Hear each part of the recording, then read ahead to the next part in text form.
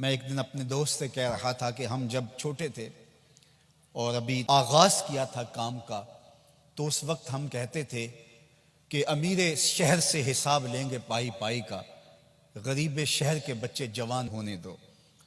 لیکن غریب شہر کے بچے جوان ہو گئے تو ان کے ہاتھ میں سوشل میڈیا، دشمن نے اچک کے ہمارے ہاتھوں سے ہمارے بچے چھینے۔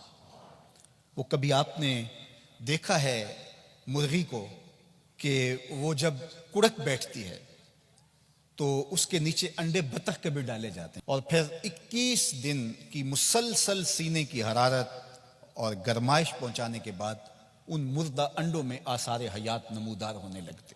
بطخ کے بچے جب انڈوں سے نکلتے اور مرغی ان کو لے کر کے جاتی ہے باہر گھومنے کے لیے، تو آگے جوہر ہوتا ہے، چھپڑ ہوتا ہے، اور سارے بچے چھلانگ لگا کے جوہر میں چلے جاتے ہیں، اور مرغی وہاں کھڑی ہو کے کڑ کڑ کر کے اپنے درد کا اظہار کر رہی ہوتی ہے کہ ان کو سینچا میں، ان کو پالا میں نے 21 دن کی ساری خواہشات کو ترک کر کے ان کو اپنے سینے کی توجہ دی اور یہ چھپڑ میں جا بڑھے۔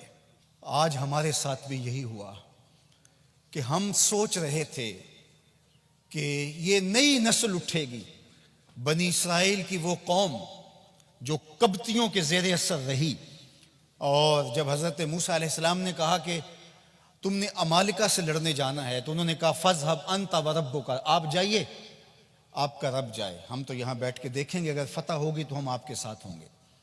لیکن جب مقام تی میں ان کو قید کر دیا گیا تو پھر آزادی سے پیدا ہونے والے نئے بچے جو وہاں پیدا ہوئے اور جوان ہوئے، انہوں نے پھر عمالقہ سے لڑائی کی۔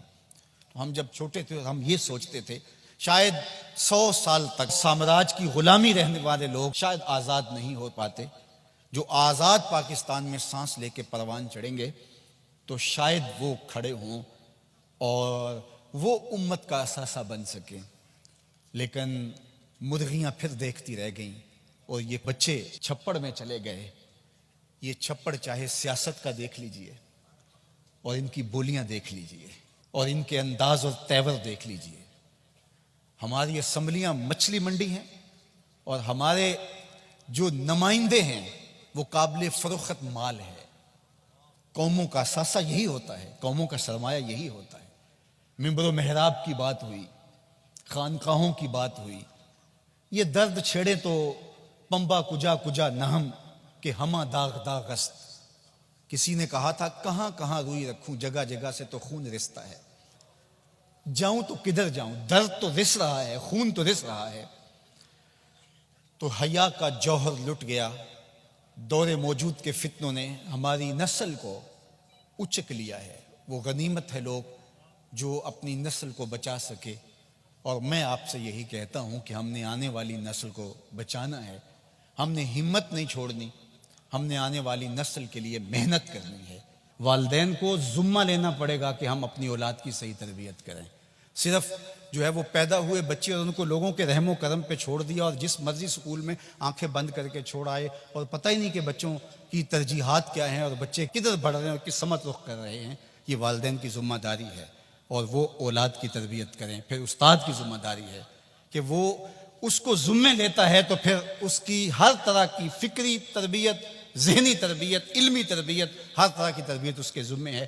اور تیسری ذمہ داری منبر و محراب کی ہے۔ یہ نہیں ہے کہ 8 دن کے بعد یا 1 سال کے بعد ہم نے اجتماع کیا اور خطابت کے جوہر دکھلائے اور لوگوں سے داد و تحسین لی اور واہ واہ کیا، اور اس بات پہ داد لی کہ اتنے لوگ جمع ہوئے تھے، اتنا اجتماع کثیر ہوا تھا۔ یہ داد لینے کی بات نہیں ہے۔